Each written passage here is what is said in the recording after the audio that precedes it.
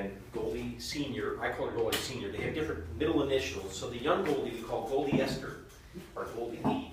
And she is still living. Her mom I buried in 1995. She was 101 years old. And she was the kind of woman that when she came to church, she wore a hat. Not just Easter, but all the time, she would wear a hat. And I wanted Goldie to come and talk to us. She's very nervous. And she didn't even want me to come to her house, but I kind of insisted. I took a bunch of pictures and all. And she is a beautiful woman, just a beautiful woman. Kind of nervous though, so I even invited her to come to this talk so she could correct my errors, but she hasn't showed up. So you just have to take it on faith that what I'm saying is accurate. But, let's see.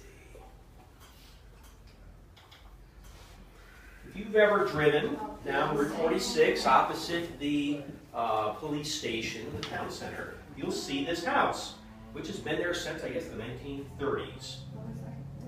And you can see with that, every time I see a house that has an awning like that coming out, in my mind I'm thinking gas station. Yes.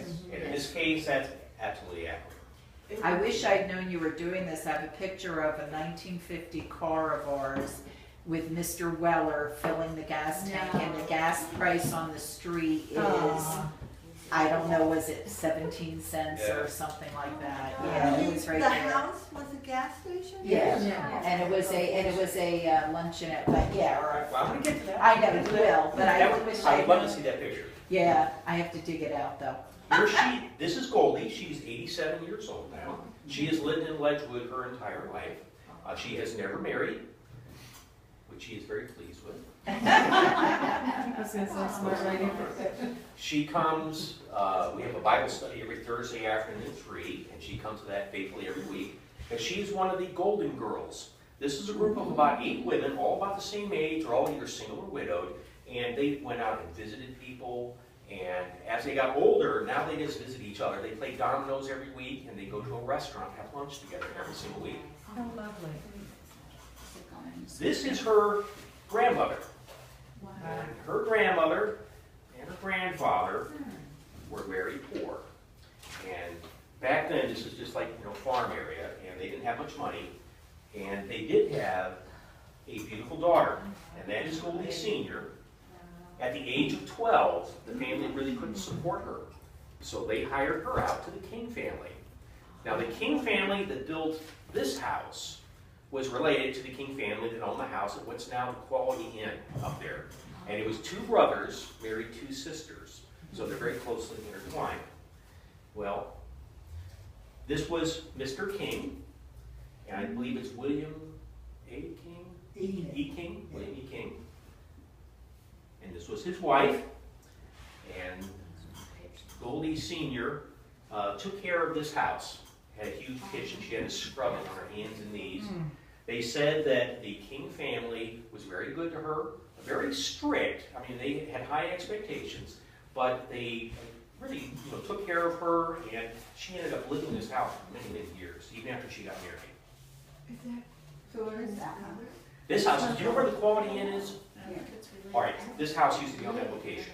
There's nothing, as far as I know, there's nothing left of this house. So the Mr. King who owned this house was the brother of our Mr. King. That's correct. Uh-huh. Okay.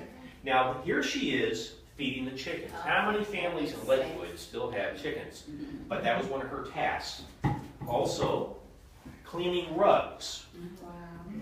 So she would have to, beat the rugs back then. I guess I don't know if they had vacuum cleaners or not. You'd probably just use a broom most of the time. Well, they had a rug beater. Yep. It was handled like a tennis racket, and it had a wire rim with cross parts, and that's what you beat with. When I was a teenager in Germany, the women still did that, especially with their feather duster covers. They'd get out there and whack them. Well, they did it in my family when I was a kid.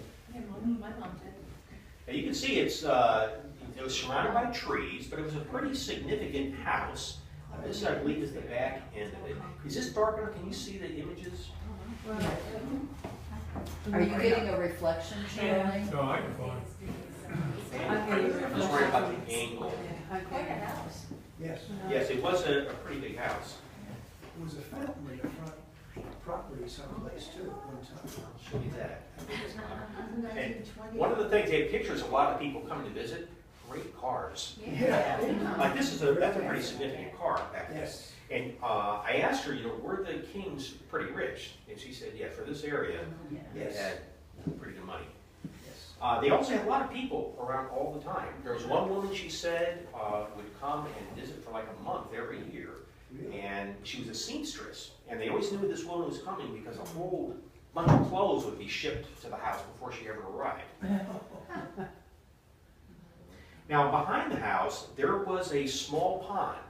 And I have been back in there. If you go, there's that little road that goes on the side of the motel. You can see the remains of that dam. I think it was part of the whole canal system. It had some, it's like a feeder to it or something.